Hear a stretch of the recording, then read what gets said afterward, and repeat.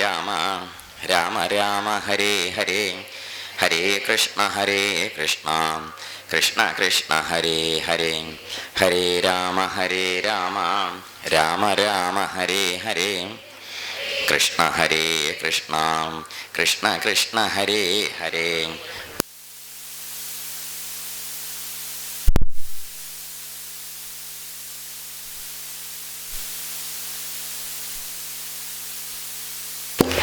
രാമ ഹരേ രാമ രാമ രാമ ഹരേ ഹരേ ഹരേ കൃഷ്ണ കൃഷ്ണ കൃഷ്ണ ഹരേ ഹരേ ഹരേ രാമ രാമ രാമ ഹരേ ഹരേ ഹരേ കൃഷ്ണ കൃഷ്ണ കൃഷ്ണ ഹരേ ഹരേ ഹരേ രാമ രാമ രാമ ഹരേ ഹരേ ഹരേ കൃഷ്ണ കൃഷ്ണ കൃഷ്ണ ഹരേ ഹരേ ഹരേ രാമ രാമ രാമ ഹരേ ഹരേ ഹരേ കൃഷ്ണ കൃഷ്ണ കൃഷ്ണ ഹരേ ഹരേ ഹരേ രാമ രാമ രാമ ഹരേ ഹരേ ഹരേ കൃഷ്ണ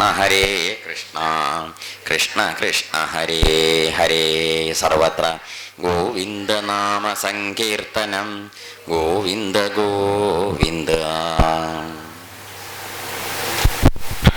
രാവണൻ്റെയും രാക്ഷസന്മാരുടെയും ചരിത്രമാണ് പറഞ്ഞത്. രാവണൻ, കുംഭകർണൻ, വിഭീഷണൻ, ശൂർപ്പണഖ ഇവരുടെയൊക്കെ പൂർവ്വചരിത്രം. അതിലൊരു വരമൊക്കെ വാങ്ങിയിട്ട് ഈ വരം കൊണ്ട് ബലവാനായിട്ട് തീർന്ന ഈ രാക്ഷസൻ എന്ത് ചെയ്തു വെച്ചാൽ ലോകത്തെ ഉപദ്രവിച്ചു. എല്ലാവരുടെയും അങ്ങോട്ട് ചെന്ന് മെക്കിട്ട് കയറിയിട്ടാണ് എന്ത് ചെയ്യണത്, ഓരോന്ന് വാങ്ങണത്. അപ്പോൾ ഈ ശാപം പലതരത്തിലുള്ള ശാപമായിട്ട് രാവണൻ എന്ത് ചെയ്തു പോന്നു. സ്ത്രീ ശാപങ്ങൾ ധാരാളം. ഇപ്പം അനരണ്യൻ എന്ന് പറഞ്ഞ മഹാരാജാവ് അദ്ദേഹവും ശപിച്ചു. എന്ത്, എൻ്റെ വംശത്തിൽ ഉണ്ടാവണ ഒരു യോഗ്യനാവും എന്നെ കൊല്ല എന്നും ശപിച്ചു. അത് കഴിഞ്ഞ് അവിടുന്ന് പോന്നു. യമനെ യുദ്ധത്തിൽ ജയിച്ചു, വരുണനെ ജയിച്ചു. ഇതൊക്കെ കണ്ടായ കേമത്തരങ്ങളാണ്, വിസ്തരിച്ച് പറയാനൊന്നുമില്ല. ഇവരെയൊക്കെ യുദ്ധത്തിൽ തോൽപ്പിച്ചു. രാവണൻ അവിടുന്ന് മഹാകേമനായിട്ട് പോന്നു എന്നാ പറയുക. ഈ കഥകളൊക്കെ ആയിട്ടിരിക്കണ കാലത്ത് ഒരിക്കലും എന്താണ്ടായിച്ച അക്കാലത്താണ് ഈ രാവണൻ്റെ ഒരു സഹോദരനാണ്. സഹോദരൻ നേരെ സഹോദരനല്ല, ഖരൻ, ദൂഷണൻ. ഇവരെ ഈ ജനസ്ഥാനത്ത് അവരെ കൊണ്ടുവന്ന് താമസിപ്പിച്ചു. എന്തിനാ വെച്ചാൽ ജനസ്ഥാനത്ത് ഈ വിഘടന പ്രവർത്തനങ്ങൾ ചെയ്യിക്കാനായിട്ട് കൊണ്ടുപോയി താമസിപ്പിച്ചു. അവരുടെ ഒരു ചുമതലയിലാണ് ശൂർപ്പണഖയെ നിർത്തിയത്. അതാണ് ശൂർപ്പണഖ എവിടേക്ക് എത്തിയത്. ശൂർപ്പണഖ ലങ്കയെന്നല്ല എങ്ങോട്ട് പോകുന്നത്, രാമൻ്റെ അടുത്തേക്ക് പ്രേമം പറയാൻ പോകുന്നത്. എന്താണെന്നറിയോ, ഈ ജനസ്ഥാനത്തടുത്തുനിന്നാണ്. പഞ്ചവടിയിൽ താമസിക്കുന്ന സമയത്ത് കാരണത്തിൽ വന്നു എന്ന് പറയില്ലേ, അങ്ങനെ ഉണ്ടായത്. ഈ സമയത്താണ് എന്താ വെച്ചാൽ ഈ വിധം സ്ത്രീകളെ ഉപദ്രവിച്ചും അങ്ങനെയുള്ള സകലരെ ഉപദ്രവിച്ച് നടക്കുക കാരണത്താൽ രാവണൻ്റെ കഥ എന്തായി അതോടെ പറയും. ശബ്ദസ്ത്രീഭിസ്സതു സമം ഹതൗജ ഇവ നിഷ്പ്രഭ. ഈ സ്ത്രീകളുടെ ശാപം ഉപദ്രവിക്കുക കാരണം, ഇവരുടെ ശാപം കാരണം ഈ സ്ത്രീ ശാപം കൊണ്ട് എന്തായിട്ട് തീർന്നു എന്നാ പറയുക. ഹതൗജാ ഇവൻ തേജസ്സൊക്കെ ഇല്ലാതെയായിട്ട്, തേജസ്സൊന്നും ഉണ്ടാവില്ലേ, ശാപമൊന്നും ഉണ്ടായ തേജസ് ഉണ്ടാവില്ലേ. പതിവ്രതാഭി സാധ്വീഭി ബഭൂവ വിമന ഈ പതിവ്രതമാരായിട്ടുള്ള സാധ്വികള് സജ്ജനാഗ്രണികളായ സ്ത്രീകളില്ലേ, അവരുടെ ഈ ശാപം കാരണം ഈ രാവണൻ നിസ്തേജനായിട്ട് തീർന്നു എന്നാ പറയും. നമ്മളിനി എന്തൊക്കെ പണമുണ്ട്, പ്രതാപമുണ്ട്, സൗന്ദര്യമുണ്ട്, ആളുബലുണ്ട്, അർത്ഥബലുണ്ട്, അധികാരബലുണ്ട്, ഇതൊക്കെ നല്ലത് തന്നെയാണ്. പക്ഷെ ഇതൊക്കെ ഇരിക്കുമ്പോൾ ഈ ജാതി ശാപങ്ങളുണ്ടെങ്കിൽ എന്തുണ്ടാവില്ല, ഒന്നും വേണ്ട മാതിരി ശോഭിക്കില്ല. ശാപം കമ്പ്യൂട്ടർ ഉണ്ടായിട്ട് കാര്യമില്ല. വൈറസ് അതിൻ്റെ ഉള്ളിലുണ്ടെങ്കിൽ ഒരു സാധനം ഇങ്ങനെ വട്ടം തിരിയല്ലേ നടക്കില്ല, മനസ്സിലാവണില്ലേ. അപ്പം അതുകൊണ്ട് ഇതുപോലെയാണ് ഈ ശാപം നമ്മുടെ അകത്തിരുന്നിട്ട് എന്ത് ചെയ്യും, തടസ്സപ്പെടുത്തും എല്ലാറ്റിനും. അങ്ങനെ സ്ത്രീശാപം, ബ്രാഹ്മണശാപം, ബാലശാപം, മാതൃശാപം, പിതൃശാപം, ഗുരുശാപം, അങ്ങനെ കുറേ ഉണ്ട്. ശാപം പറയുക അതിൻ്റെ തന്നെ ഒരു വലിയ കടലാസിൽ അത് പറയണം. ഇത് ഏത് ശാപമായാലും നല്ല വേഷം ചീത്ത വേഷം പറഞ്ഞ് രണ്ട് ജാതി ഉണ്ടോ. നല്ല വേഷം മറ്റേ കുറച്ച് മോശം ഉണ്ടോ. വേഷമൊക്കെ വേഷമാണെന്ന് പറഞ്ഞാൽ മതി. ശാപങ്ങൾ നല്ല ശാപം ചീത്ത ശാപം ഒന്നുമില്ല, ഒക്കെ ശാപം തന്നെയാണ്. ഇപ്പം പറയാ ഇങ്ങനെ ഈ ശാപം കാരണം നമ്മുടെ ഈ വംശം നശിക്കുകയായി, ഇതെങ്ങനെയൊക്കെ ആയിട്ട് തീർന്നു. കാലത്ത് എന്താണ്ടായി ചോദിച്ചാൽ ഈ രാവണന്റെ ഒരു ചെറിയമ്മയുണ്ട്. ചെറിയമ്മയുടെ ഒരു അനല എന്നാ പേര്. അനലയുടെ മകൾ കുംഭീനസി എന്ന് പറയും. ഈ കുംഭീനസിയെ മധു എന്ന പേരായൊരു രാക്ഷസൻ എന്ത് ചെയ്തു? തട്ടിക്കൊണ്ടുപോയി. അങ്ങനെ ഉണ്ടായത്. അപ്പം ഈ കുടുംബത്തിൽ നിന്ന് ഒരു പെൺകുട്ടിയെ തട്ടിക്കൊണ്ടുപോയി എന്നൊക്കെ പറഞ്ഞാൽ മോശമല്ലേ? അവർ രാവണന്റെ മുമ്പിൽ വന്ന് വർത്തമാനം പറഞ്ഞപ്പോൾ ദേഷ്യപ്പെട്ടു. ഇങ്ങനെ ഒരു കഷ്ടമായിട്ട് തീർന്നു എന്നൊക്കെ പറഞ്ഞ് ഇപ്പം തൻ്റെ കുടുംബത്തിൽ നിന്നൊരു പെൺകുട്ടിയെ തട്ടിക്കൊണ്ടുപോയ സമയത്ത് എന്താ വെച്ചാൽ ഈ രാവണൻ വല്ലാതെ മുഷിഞ്ഞു ദേഷ്യപ്പെടാൻ തുടങ്ങി. ഈ ദേഷ്യപ്പെടാൻ തുടങ്ങിയപ്പം നമ്മുടെ വിഭീഷണൻ രാവണനോട് പറഞ്ഞു, ജ്യേഷ്ഠ ഒന്ന് ആലോചിക്കണം, നാട്ടിലെ ആങ്ങളമാരുടെയും അച്ഛന്മാരുടെയും അമ്മമാരുടെയും പെൺകുട്ടികളെ കഥയില്ലാണ്ട് തട്ടിക്കൊണ്ടുവരുന്ന സമയത്ത് ഏട്ടൻ ഇതൊന്നും ആലോചിച്ചിട്ടില്ലല്ലോ. വല്ലവൻ്റെയും കുട്ടികളെ പിടിച്ചുകൊണ്ടുവരുമ്പം ഈ വിഷമം തോന്നിയില്ലേ? അപ്പം അവനവൻ്റെനെ പിടിച്ചു. ഇല്ലെങ്കിൽ അങ്ങനെയാണല്ലോ. ആരാൻ്റെയും അമ്മയ്ക്ക് ആ രസം അവനവൻ്റെ കുടുംബത്തിൽ തിളകുമ്പോൾ ഉണ്ടാവുമോ? ഏത് പറഞ്ഞ് മനസ്സിലാവണില്ലേ? വല്ലവൻ്റെയും നമുക്ക് രസമാണ്, അവനവൻ്റേത് അത്ര രസാവില്ലേ? എന്തും നമ്മൾ അന്യന്മാരുടെ ദുഃഖവും ദുരിതവും നമുക്ക് മനസ്സിലാവും എപ്പോഴാണെന്നറിയാം. അവനവൻ ആ സ്ഥിതി ഭാവത്തെ കൂടി കടന്നു പോകുമ്പോഴേ മറ്റുള്ളവരുടെ വിഷമം മനസ്സിലാവും. അതുകൊണ്ടാണ് ഒരാളെയും പരിഹസിക്കാനും നിന്ദിക്കാനും ഉപദ്രവിക്കാനൊന്നും പോകരുത്. കാരണം എന്താ വെച്ചിട്ടുണ്ടോ? അതുകൊണ്ട് ഈ മഹാഭാരതം പോലെ ശാസ്ത്രങ്ങളിലൊക്കെ ചില ദിക്കിലെ ഛായയുള്ള ശ്ലോകം പറയും. എന്താ നമ്മുടെ ധർമ്മം, എന്താണ് ധർമ്മം എന്ന് ചോദിക്കുമ്പോൾ വലിയ വലിയ വിസ്താരമുള്ള നിയമങ്ങളും പ്രകാരങ്ങളും സമ്പ്രദായങ്ങളൊക്കെ ശാസ്ത്രങ്ങളിലുണ്ട്. ഇപ്പം അത്രയൊന്നും വിസ്താരം വിപുലമായിട്ട് ഇതൊന്നും പറയാൻ ഇഷ്ടമില്ല, പ്രാപ്തിയില്ല, പഠിച്ചില്ല, മനസ്സിലാക്കിയില്ല, പരിഭ്രമിക്കുന്നുണ്ട്. ഈ ശ്ലോകം മനസ്സിലാക്കിയ കാര്യം നേരിയവേ എന്താണെന്നറിയോ? എന്താ ധർമ്മം ചോദിക്കുമ്പോൾ പറയും, ശ്രൂയതാം ധർമ്മ സർവസ്വം ശ്രുത്വാചാപി വിചാര്യതാം ആത്മനഃ പ്രതികൂലാനി പരേഷാം ന സമാചരേത്. ഇതൊരു വലിയ നിയമമായിട്ട് എവിടെയെങ്കിലും ഒന്ന് കുറിച്ച് കോറിയിട്ടുള്ളൂ. എന്താ പറഞ്ഞത്? ആത്മനഃ പ്രതികൂലാനി പരേഷാം ന സമാചരേത്. അവനവന് വിപരീതമായത് മറ്റുള്ളവരുടെ നേരെ ചെയ്യരുത്. ഇതാണ് ധർമ്മത്തിൻ്റെ തത്വം. ഇപ്പം നമ്മുടെ കാലിന് മുകളിൽ അമ്മിക്കല്ല് വീണ കാലിന് വേദനയും വിഷമവും ഒക്കെ ഉണ്ടെച്ചാൽ അക്കല്ല് മറ്റയാളുടെ കാലിൽ വീണാലും ഈ ബുദ്ധിമുട്ടുണ്ടാവുന്ന ബുദ്ധിയാവാനുള്ള പ്രാപ്തി കഥയില്ലേ? അതുണ്ടാവണം. അവനവന് ഇപ്പോൾ ഒരു സംഗതി വിഷം കഴിച്ചാൽ ഞാൻ മരിക്കും വെച്ചാൽ അത് കഴിച്ചാൽ മറ്റേയാളും മരിക്കും. ഈ ചീത്തത്തുള്ള ആഹാരം കഴിച്ചാൽ എനിക്ക് വയ്യാണ്ടേ വെച്ചാൽ ആ ആഹാരം വേറെ കൊടുക്കാൻ പാടില്ലാത്തതാണ്. ശരിയല്ലേ ഇത്? അപ്പം അവനവന് വിപരീതമായത് മറ്റുള്ളവർക്കും വിപരീതമാവും എന്ന് കണക്കാക്കിയിട്ട് അതിനനുസരിച്ച് വകതിരിവുണ്ടാക്കി വെക്കണതാണ് ധർമ്മത്തിൻ്റെ ഒരു സൂക്ഷ്മത എന്ന് ശാസ്ത്രത്തിൽ പറയാറുണ്ട്. അതല്ലേ ഇപ്പോൾ ഇവിടെ ഉണ്ടായത്? ജ്യേഷ്ഠ നമ്മുടെ കുടുംബത്തെ കുട്ടിയെ ഇപ്പോൾ കൊണ്ടുപോയപ്പോൾ ഏട്ടന് മനസ്സിലായി, അന്യൻ്റെ കുടുംബത്തെ കുട്ടികളെ ഇങ്ങനെ ഉപദ്രവിക്കുമ്പോൾ ഏട്ടനെന്ന് മനസ്സിലാവേണ്ടായില്ലേ? അതുകൊണ്ട് എന്തേ വേണ്ടു വെച്ചാൽ ചോദിച്ചു നോക്കിക്കോളൂ. തത്തോ ഗത്വാ ദശഗ്രീവാ സപുത്ര അല്ലേ? സപുത്രനായിട്ട് പുത്രനോടൊക്കെ ആയിട്ട് വിഭീഷണോട് കൂടി പോയിട്ട് സ്ത്രീയോ വാ, എത്രയോ സ്ത്രീകളെ ഈ രാവണൻ ഓരോ ദിക്കിന്ന് പിടിച്ചു കൊണ്ടുവരും. ഈ വണ്ടിയിൽ വിമാനത്തിൽ ഈ പെണ്ണുങ്ങളെ ഇങ്ങനെ പിടിച്ചു കൊണ്ടുവന്ന് എത്ര സ്ത്രീകൾ ഓരോ നാട്ടിൽ നിന്ന് ഇത് തട്ടിക്കൊണ്ടുവരണേ. എന്നിട്ട് ഇവരെന്താ ചെയ്യുന്നത്? മകനോട് കൂടി ചെന്നിട്ട് സ്ത്രീയോ വതാരയാമാസ സർവാസ്താ ബാഷ്പഗദ്ഗതാഹ.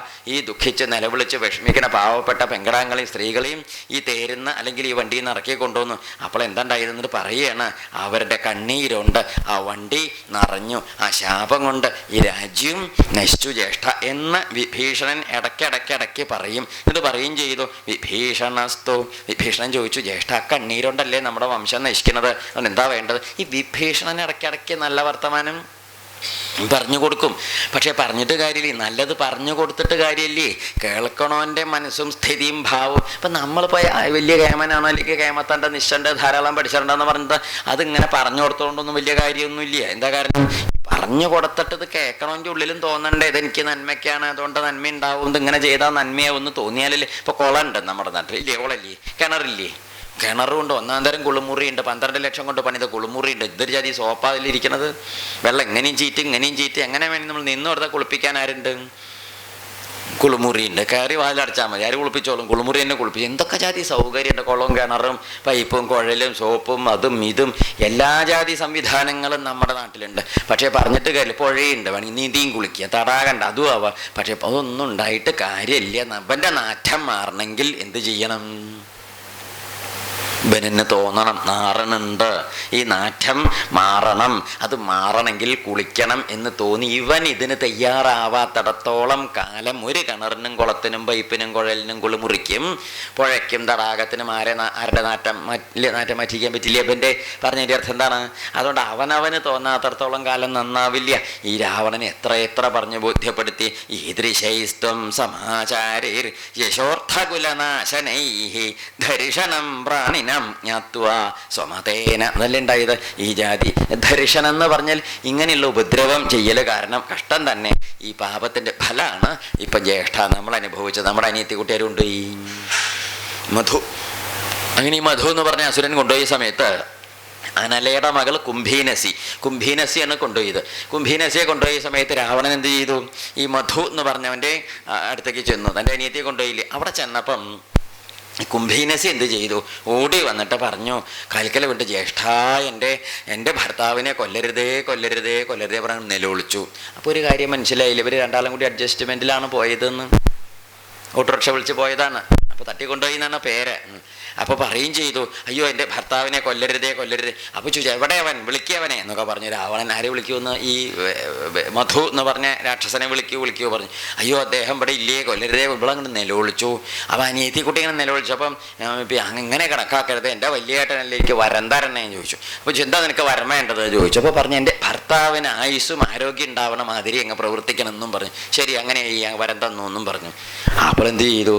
ഈ വരം കൊടുത്തപ്പോഴാണ് മറ്റവൻ കട്ടിലിൻ്റെ അടിയിൽ നിന്ന് എണീറ്റ് വരുന്നത്. ആര്? മധു. ബബ്ബനെ അവിടെ വിളിച്ച് ഇരിക്കുകയായിരുന്നു. അത്രയ്ക്ക് ധൈര്യമുള്ളവനാണ് കൊണ്ടുപോയത്.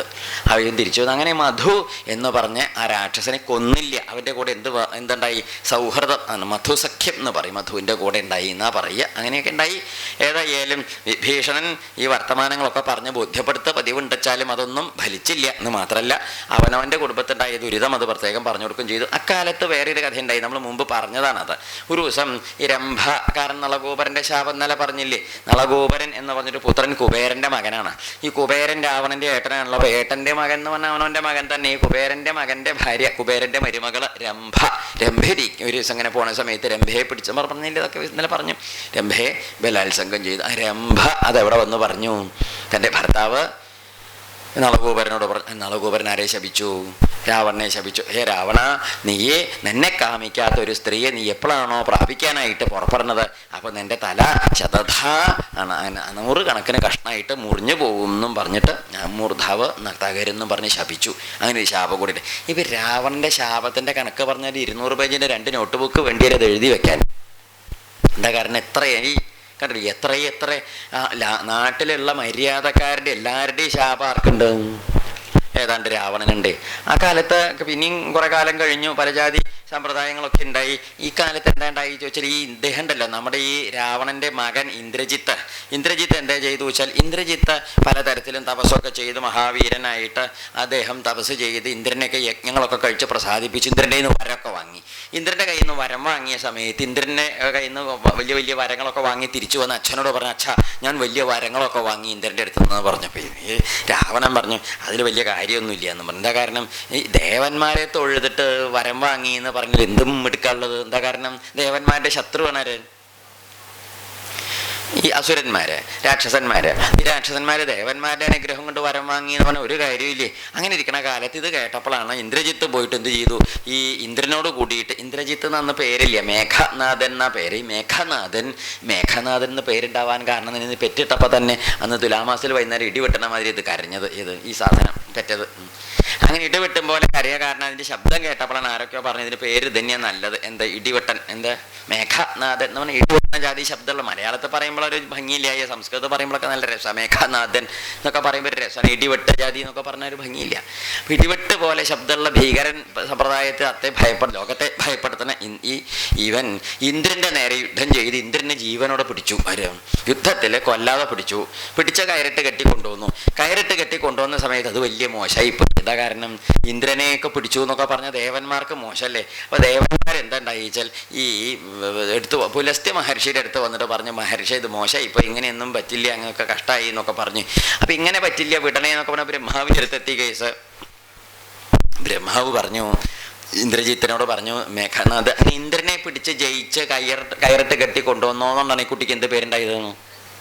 ഇന്ദ്രജിത്ത്, ഇന്ദ്രനെ ജയിച്ചവൻ എന്നിട്ട് പേരുണ്ടായി. അതിന് വരെ മേഘനാഥൻ എന്നായിരുന്നു. അവരിപ്പോൾ പിന്നെ മേഘനാഥൻ എന്ന് വിളിക്കും, ഇടയ്ക്കിടയ്ക്ക് എന്തും വിളിക്കും, ഇന്ദ്രജിത്ത് എന്ന് വിളിക്കും. ഈ രാവണന് പേരുണ്ടായ മാതിരി ഇന്ദ്രജിത്ത് എന്നുള്ളത് ഒരു ഡിഗ്രിയാണ്, അല്ലാതെ എന്തല്ല അച്ഛനമ്മയിട്ട പേരല്ല. രാവണൻ എന്നുള്ള പേര് അച്ഛനമ്മയിട്ട പേരല്ലല്ലോ. അതുപോലെ ഇപ്പം ഇന്ദ്രജിത്ത് ഈ വിധത്തിൽ ഇന്ദ്രനെ ജയിച്ചു കൊണ്ടുവന്നു. അപ്പോൾ ഇന്ദ്രനെ വിടുവിക്കാനായിട്ട് ബ്രഹ്മാവൊക്കെ ഈ കഥയിൽ ഇടപെട്ടു. അപ്പോൾ ബ്രഹ്മാവിനോട് പറഞ്ഞു, ഇന്ദ്രനെ ഞാൻ വിട്ടോളാം, പക്ഷെ എനിക്കൊരു വരം തരണം എന്ന് പറഞ്ഞു. എന്താ വരം വേണ്ടു ചോദിച്ചു. എനിക്ക് മരണം ഉണ്ടാവരുത് എന്ന് ആര് പറഞ്ഞു? ഇന്ദ്രജിത്ത് പറഞ്ഞു. അപ്പോൾ ബ്രഹ്മാവ് പറഞ്ഞു അത് പറ്റില്ല, അങ്ങനെ തരാൻ പറ്റില്ല. എന്താ കാരണം? മരണം ഉണ്ടാവരുതെന്ന് പറയാൻ പറ്റില്ല. അപ്പോൾ ചോദിച്ചു എന്തെങ്കിലും പഴുതിട്ട് ചോദിച്ചോളൂ. പറഞ്ഞു എന്താ പഴുത്? എന്തെങ്കിലും ചെറിയ പഴുതിട്ട് ചോദിച്ചാലേ തരാൻ പറ്റുള്ളൂ. അപ്പോൾ പറഞ്ഞു വേണമെങ്കിൽ എന്തെങ്കിലും ഹോമം കഴിച്ചാൽ അത്. അപ്പോൾ ഇവൻ പറഞ്ഞു എന്നാൽ ഞാൻ നികുംഭിലയിൽ പോയിട്ട് വിസ്തരിച്ചൊരു ഹോമം കഴിക്കും. ആ ഹോമം കഴിക്കുമ്പോൾ ഹോമഗ്നിയിൽ നിന്നൊരു തേരും വിശേഷമൊക്കെ വരണം. ആ തേരിൽ ഞാൻ കയറിയിരിക്കുമ്പോൾ എന്നെ ആർക്കും കൊല്ലാൻ പറ്റരുത് പറഞ്ഞു. അതായിക്കോട്ടെ പറഞ്ഞു. എത്ര നേരം വേണം അതിനൊക്കെ ഇതിന്? അപ്പോൾ ഒരു പഴുതുണ്ട് അതിന്. ആയിക്കോട്ടെ പറഞ്ഞു, വരം കൊടുത്തു. ഈ വരം വാങ്ങി വന്നവനാണ് ആര്? ഇന്ദ്രജിത്ത്. അതാണ് നികുംഭിലയിൽ പോയിട്ട് ഹോമത്തിന് പുറപ്പെടണം. അതുകൊണ്ട് ഹോമത്തിന് പുറപ്പെട്ട് ഹോമം കഴിഞ്ഞ് അവനെ പിടിച്ചാൽ കിട്ടില്ല എന്നൊക്കെ ആര് പറഞ്ഞു കൊടുത്തത്? വിഭീഷണൻ പറഞ്ഞു കൊടുത്തില്ലേ? അതുകൊണ്ട് ഇവൻ്റെ ഹോമം മുഴുവനാവണതിൻ്റെ മുമ്പ് പോയി ഹോമം നശിപ്പിക്കണം, എന്നാലേ ഇവനെ കൊല്ലാൻ പറ്റുള്ളൂ എന്ന് പറഞ്ഞിട്ടാണ് ഇന്ദ്രജിത്തൻ്റെ വധസമയത്ത് വിഭീഷണനാണ് അതിന് വേണ്ട വിവരമൊക്കെ പറഞ്ഞത്. ഈ വിഭീഷണൻ ഇവരുടെ കൂടെ ഉണ്ടായിരുന്നില്ലേ സിജാതി വിവരമൊന്നും ആർക്ക് കിട്ടില്ല? ഈ കൂട്ടർക്ക് കിട്ടില്ലല്ലോ. ഇവര് മനുഷ്യന്മാരും വാനരന്മാരില്ല, രാക്ഷസന്മാരുടെ സമ്പ്രദായം അറിയില്ലല്ലോ. ഈ രാക്ഷസന്മാരെന്നൊക്കെ പറഞ്ഞാൽ മായ, നമ്മൾ പറഞ്ഞില്ലേ മായ പറഞ്ഞ എന്താർത്ഥം? ഇല്ലാത്തത് ഉണ്ടെന്ന് കാണിക്കും, നമുക്കത് ഉണ്ടെന്ന് തോന്നും. ഈ മാജിക്കുകാർ മാജിക്ക് കാണിക്കുന്നുണ്ടല്ലേ, ഓരോ മാജിക്ക് കാണിക്കും. നമ്മൾ എന്ത് ചെയ്യും? നമ്മളിങ്ങനെ വായും പൊളിച്ച് നോക്കി നിൽക്കുമ്പോഴേക്കും അവരിങ്ങനെ തൊപ്പി കമഴ്ത്തി വെച്ചിട്ട് നമ്മൾ പറഞ്ഞു ഇങ്ങോട്ട് നോക്കും പറഞ്ഞാൽ അങ്ങോട്ട് നടക്കും ഇങ്ങോട്ട് നടക്കും. ആ വടി കൊണ്ടുവന്ന് ഇങ്ങനെയാക്കും. ഇങ്ങനെ ആക്കിയിട്ട് തൊപ്പി ഇങ്ങോട്ട് എടുക്കുമ്പം അമ്പോ ഒരു പ്രാവ് പറന്നങ്ങോട്ട് പോയി. നമ്മൾക്കത് കണ്ടപ്പോണ്ടായി അത്ഭുതം കുറച്ചൊന്നുമല്ല. നമ്മൾ കുറെ നോക്കിയത് അത് പറ്റുമോ, അങ്ങനെ പറക്കുമെന്ന്. എന്ത് ഒരു ദിവസം നമ്മൾ അടുക്കളയിൽ വന്നിട്ട് അമ്മയ്ക്കൊന്നും നമ്മളൊരു വിലയില്ല. എന്താ കാരണം? ഒരു പുച്ഛാണ്. എന്തു ചോദിക്കുമ്പോൾ മറ്റ് നമ്മളൊരു മഹിമ ആർക്കും അറിയില്ലേ. ഒരു ദിവസം നമ്മൾ ആ പഴയ നാറിയ തൊപ്പിയില്ലേ പണ്ടത്തെ, അത് ആ മൂലയിൽ അത് കൊണ്ടുവന്നു അടുക്കളയിലെ മേശമ്പലൊക്കെ കമഴ്ത്തിയിട്ടു. കോല് നോക്കുമ്പോൾ കോലൊന്നും വൃത്തിയുള്ളത് കിട്ടാനില്ല. അപ്പോൾ ചപ്പാത്തിക്ക് കോലില്ലേ, അതെടുത്തിട്ട് കറുത്ത കുപ്പായൊന്നുമില്ല, നമ്മളാ മുണ്ട് തോളത്തിട്ടു കറുത്തത് ഉണ്ട്. ഇങ്ങനെ കോലുകൊണ്ട് കുറേ നേരം അമ്മോട് നോക്കുക. അമ്മ ഇങ്ങനെ നോക്കിയത് എന്താ ഉണ്ടാവുകയെന്ന് വെച്ചാൽ അപ്പം ഇങ്ങനെയാക്കി. അയാൾ 3 തവണയാക്കിയില്ല. നമ്മൾ പിന്നെ അത്രയ്ക്ക് വിവരമില്ലാത്ത ആളായതുകൊണ്ട് 6 തവണയാക്കി. എന്താ കാരണം? ഇത് കുറഞ്ഞതുകൊണ്ട് നമ്മൾ കുറച്ച് അങ്ങനെ അമ്മ ഇങ്ങനെ നോക്കി ശ്വാസം പിടിച്ച് നിൽക്കുമ്പോഴാണ് ഇതാ നോക്കിക്കോളൂ പറഞ്ഞ തൊപ്പി ഇങ്ങോട്ട് എടുത്തപ്പോൾ 6 കൂറ പറന്നങ്ങോട്ട് പോയി. അതിൻ്റെ ശേഷം അമ്മയ്ക്കൊരു ബഹുമാനം ഉണ്ടായത്. ഓ വല്ലാത്ത ജാതി. എന്ത് മാജിക്കായിട്ടില്ലേ? അപ്പം ഇജാദ്യം മാജിക് എന്ന് പറഞ്ഞാൽ മനസ്സിലാവേണ്ട ഇല്ലാത്തത്. കുറേ കാലമായി ഇത് നമുക്ക് തീരുമാനം കൊടുപ്പില്ലാത്ത സാധനമായതുകൊണ്ട് പറഞ്ഞതിൻ്റെ അർത്ഥം ഇല്ലാത്തത് ഉണ്ടാക്കി കാണിക്കുന്ന ഒരു ഏർപ്പാടുണ്ട്. നമ്മളൊക്കെ ഇങ്ങനെ വായും പൊളിച്ച് നോക്കി നിൽക്കുമ്പോൾ എന്തൊരു ഭംഗിയിൽ അവരിത് കാണിക്കുക അല്ലേ, ഓരോന്നൊക്കെ അന്താളിച്ച് പോകും, അത്ഭുതപ്പെടും.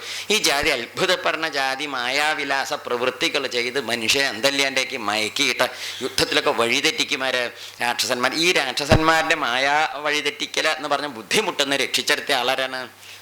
ഈ വിഭീഷണൻ കൂടെ ഉണ്ടായതുകൊണ്ടാണ്. അങ്ങനെ അന്ന് ആ വിഭീഷണൻ പറഞ്ഞ ഭാഷ കേട്ടിട്ടാണ് നികുംഭിലയിൽ ചെന്ന് ഇവൻ്റെ ഹോമം മുടക്കിയിട്ടാണ് ലക്ഷ്മണൻ ആരെ കൊന്നത്? ഇല്ലാച്ചാൽ ഇവനെ ഒരാൾക്കും കൊല്ലാൻ പറ്റില്ല. അതാ ഞാൻ ആദ്യം പറഞ്ഞത്. മഹർഷിമാർ പറഞ്ഞു അങ്ങ് അനിയനെ കൊണ്ട് ഇന്ദ്രജിത്തിനെ കൊല്ലിച്ചത് അത്ഭുതമാണ്. ആ ഇന്ദ്രജിത്തിനെ അന്ന് കൊന്നേർന്നില്ല വെച്ചാൽ പിന്നെ ഒരാൾക്കും ഒരു കാലത്തും ദേവന്മാർക്ക് വരെ അദ്ദേഹത്തെ കൊല്ലാൻ പറ്റില്ല.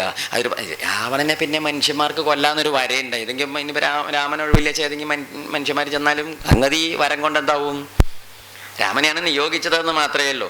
ഇവിടെ ഏതാണ് കഥ. അപ്പം അതുകൊണ്ട് ഈ ഇന്ദ്രൻ അന്ന് തോറ്റു. ഇന്ദ്രനെ വിടുവിക്കാനായിട്ട് ഇങ്ങനൊരു വരം കൊടുത്തിട്ടാണ് ഇന്ദ്രനെ വിട്ടത്. അപ്പം ഇന്ദ്രനെ വിട്ട് കിട്ടിയ സമയത്താണ് സംശയം ചോദിച്ചു, അല്ല ഇന്ദ്രനെ പോലെ ഒരു വലിയ ആളെ ഇങ്ങനെ തോറ്റുപോയത്, അല്ലെങ്കിൽ എങ്ങനെ ഇന്ദ്രനെ എങ്ങനെ പിടിക്കാൻ കിട്ടിയത്? നമ്മൾ പിടിക്കാൻ കിട്ടണമെങ്കിൽ വലിയ ഒരാളെ എങ്ങനെ പിടിക്കാൻ വെച്ചാൽ എളുപ്പമല്ലല്ലോ, എങ്ങനെ പിടിച്ചു ചോദിച്ചു. അപ്പം അതിന് മറുപടി ആയിട്ട് പറഞ്ഞു കൊടുത്തു. എന്തുകൊണ്ടാണെന്നറിയാം ഇന്ദ്രനെ പിടിക്കാൻ കിട്ടിയത്? നമ്മൾ മനസ്സിരുത്തണം. ഇന്നൊക്കെ ധാർമ്മികമായ ഒരു പിൻബലമില്ലെങ്കിൽ നമ്മൾ പലതിലും പെട്ടുപോകുന്നു പറഞ്ഞു. എന്താ പറഞ്ഞത്? ധാർമ്മികമായിട്ട് ഒരു പിൻബലം നമ്മൾക്കില്ലെങ്കിൽ നമ്മൾ പലതിലും പെട്ടുപോകും എന്ന് വെച്ചാൽ അർത്ഥം. പണ്ട് ഗൗതമ മഹർഷിയുടെ ഭാര്യയുടെ അടുത്ത് അധർമ്മം ആചരിച്ചവനാണ് ആര്? ഇന്ദ്രൻ അന്ന് ചെയ്ത അത്യാചാരത്തിൻ്റെ പാപം കാരണമാണ് ഇന്ദ്രൻ എന്തായിട്ട് തീർന്നത്? ഇങ്ങനെയൊരു പരാജയം ഉണ്ടായത്. അപ്പോൾ ധാർമ്മികത കയ്യിൽ നിന്ന് പോകുമ്പോൾ എന്തുണ്ടാവും? വാക്കിന് വിലയുണ്ടാവില്ല, പറയണതിനൊരു കാര്യം ഉണ്ടാവില്ല, ചെയ്യുന്നതിനൊന്നൊരു ഭംഗി ഉണ്ടാവില്ല, ഒരു ദിക്കിൽ എന്തുണ്ടാവില്ല, പരാജയങ്ങൾ ഇടയ്ക്കിടയ്ക്ക്. ഒരു ധാർമ്മികമായ പിൻബലം വളരെ പ്രധാനമാണ് കേട്ടോ. മറ്റുള്ളവരെന്ത് ചെയ്യണോ ചെയ്യാണ്ടിരിക്കണോ എന്നുള്ളതല്ല, നമ്മൾക്ക് നമ്മുടെ കയ്യിലൊരു ധാർമ്മികമായ ഒരു പിൻബലം ഉണ്ടെങ്കിൽ എവിടെയും നമ്മൾ പറയണതിനും ചെയ്യണതിനും ഒരു ശക്തി പ്രഭാവം ഉണ്ടാവും. ഇന്ദ്രൻ ആ പ്രഭാവം പോവാൻ കാരണം ഈ അധർമ്മമായ അത്യാചാരമാണ് എന്നും കൂടി പറഞ്ഞു കൊടുത്തു. അങ്ങനെ ഈ ഇന്ദ്രജിത്തിൻ്റെ കഥയും പറഞ്ഞു കൊടുത്തേ. അതുണ്ടായി ഇവിടെ ഇന്ദ്രജിത്തിൻ്റെ കഥ പറഞ്ഞു കൊടുത്തതിൻ്റെ ശരി ഇവിടെയാണ് ഈ അഹല്യയുടെ ചരിത്രമൊക്കെ പറയുന്നത്. അഹല്യയുടെ ചരിത്രം പറഞ്ഞാൽ മനസ്സിലാവില്ല. അഹല്യ ബ്രഹ്മാവ് അഹല്യമില്ലാത്തവളെന്ന് പറഞ്ഞ് അതൊന്നും അവിടെ ഇല്ല. അതൊക്കെ നമ്മൾ അവിടെ പറയാൻ കാരണം എന്താ ചോദിച്ചാൽ അഹല്യയുടെ ചരിത്രം അവിടെ അറിഞ്ഞാലേ അത് കേൾക്കുമ്പോൾ ഒരു ബുദ്ധി ഉണ്ടാവുള്ളൂ വെച്ചിട്ടാണ് ചരിത്രം പറയുന്നത്. ഇവിടെയാണ് ഹല്യമില്ലാത്തവൾ എന്ന വിദ്യതേ ഹല്യം അഹല്യ അഹല്യ, കേടില്ലാത്തോളോ ചീത്തത്തല്ലാത്തോളോ എന്നൊക്കെയുള്ള അർത്ഥത്തിലാണ് പറഞ്ഞത്. അപ്പം ഈ രാവണൻ ഇങ്ങനെ കേമനായിട്ട് ലോകരെയൊക്കെ നശിപ്പിച്ചും തകർത്തും അങ്ങനെ നടക്കുന്ന കാലത്ത് ഒരിക്കലും എന്താ ചെയ്തു വെച്ചാൽ രാവണൻ ഒരിക്കൽ നർമ്മദാ നദിയിൽ കുളിച്ചിട്ട് നർമ്മദാ നദിയിൽ ഇങ്ങനെ കുളിക്കുകയായിരുന്നു. നർമ്മദാ നദിയിൽ കുളിച്ച് ജപിച്ചിരിക്കുന്ന സമയത്ത് നർമ്മദാ നദിയുടെ കരയിൽ അന്ന് എന്താ ഉണ്ടായേ ചോദിച്ചാൽ രാവണൻ കുളിച്ചുകൊണ്ടിരിക്കുന്ന സമയത്ത് ഹേഹയ രാജാവ് എന്ന് പറഞ്ഞാൽ മനസ്സിലാവുമോ? ഹേഹയ എന്ന് പറഞ്ഞാൽ കാർത്തവീര്യൻ എന്ന് പറയും, കാർത്തവീര്യാർജുനൻ. ഈ കാർത്തവീര്യാർജുനൻ എന്ന് പറഞ്ഞ ഹേഹയൻ അവിടെ പുഴയിൽ കുളിക്കുമ്പം തൊട്ട് മുകളിലാണ് ആര് ജപിക്കുന്നത്? പുഴയിൽ കുളിച്ച് ജപിക്കുന്ന രാവണൻ. അപ്പോൾ ഈ ഹേഹയൻ എന്താ ചോദിച്ചപ്പോൾ എൻ്റെ കയ്യിൽ 1000 കയ്യുണ്ട്.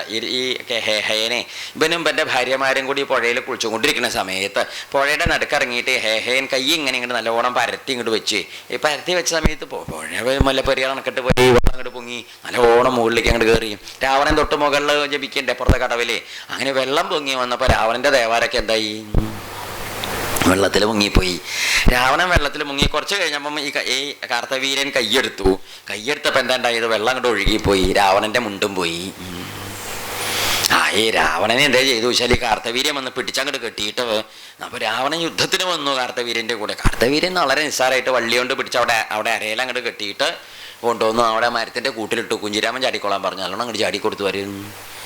രാവണൻ കുറേ നേരം അങ്ങോട്ട് ചാടിയതിന് ശേഷം കുറച്ച് പെണ്ണുങ്ങളുടെ മുമ്പിലിട്ടാണ് ഈ വസ്ത്രമില്ലാതെ ഈ ജാതി ഒന്നും പറയണ്ട.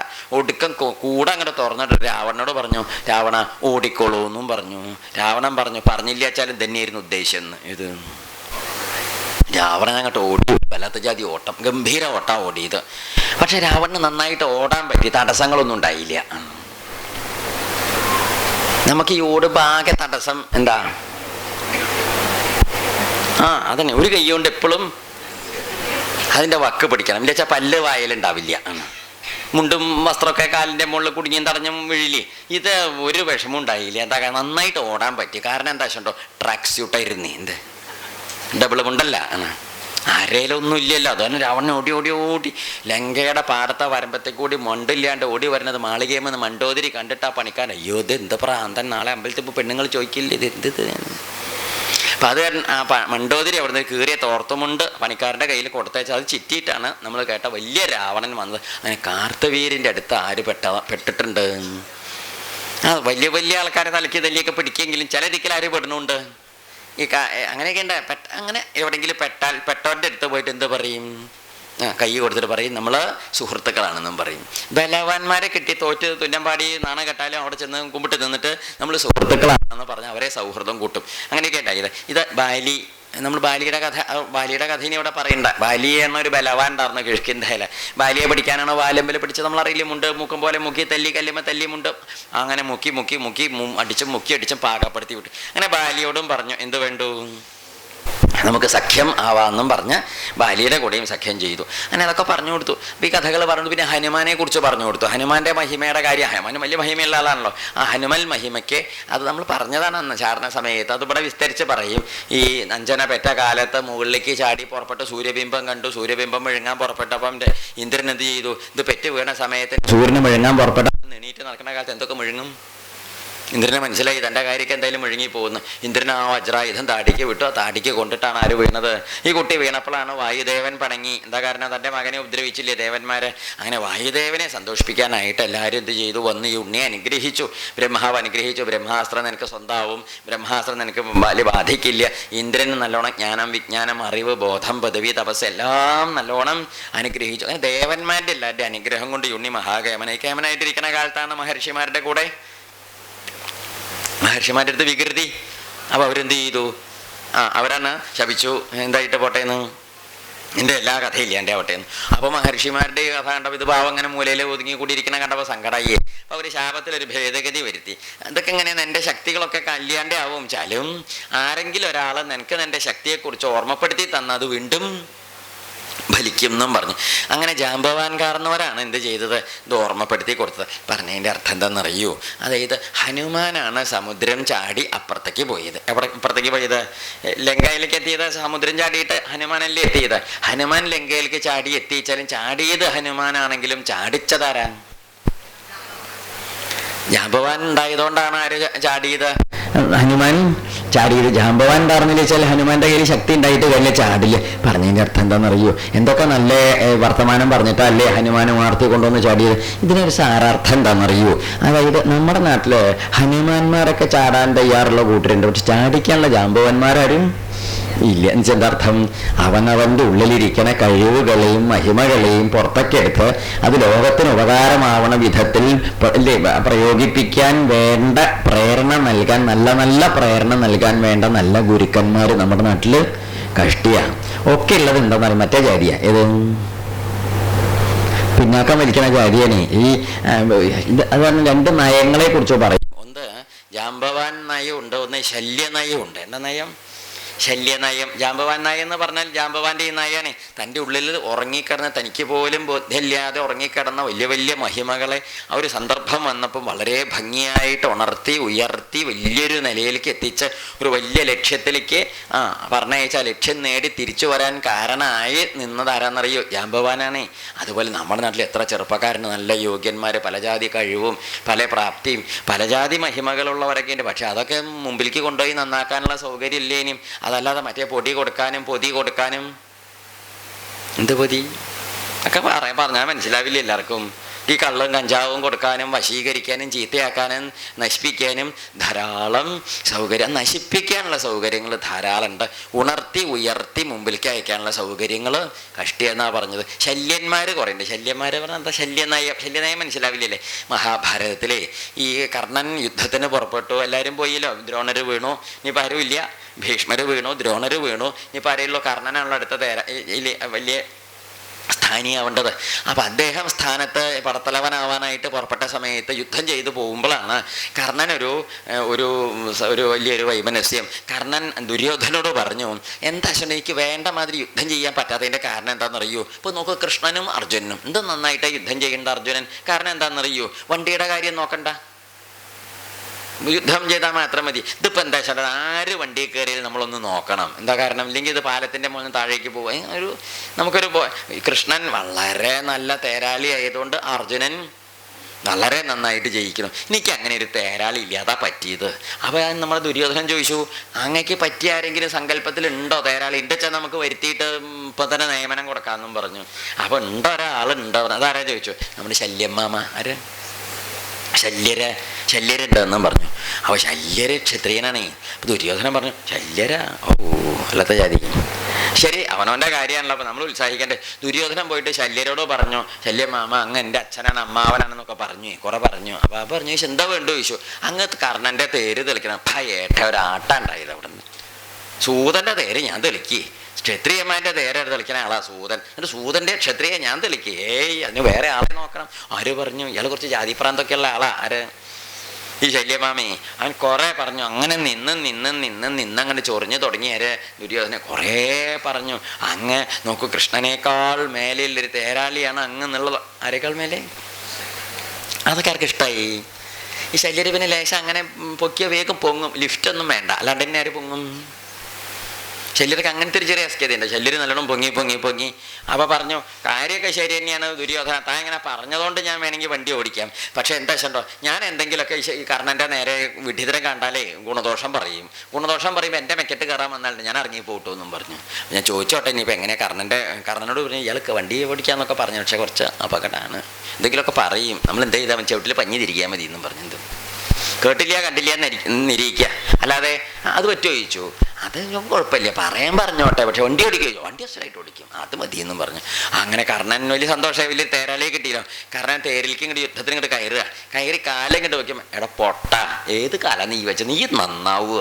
ഉദ്ഘാടനം കയറുമ്പോൾ കാല് വെച്ചപ്പോൾ പറഞ്ഞതാണ്, പൊട്ടാന്നാ വിളിച്ചത്. ഇങ്ങോട്ട് കയറിയപ്പോൾ ഞാനൊരു കാര്യം പറയട്ടെ. എടാ നേരെ എങ്ങനെയാണ് ഇവിടെ അമ്പയക്കുക? നീ അർജുനൻ്റെ കയ്യോട്ട് ചാവാനായിട്ട് ജയിച്ചോനാ.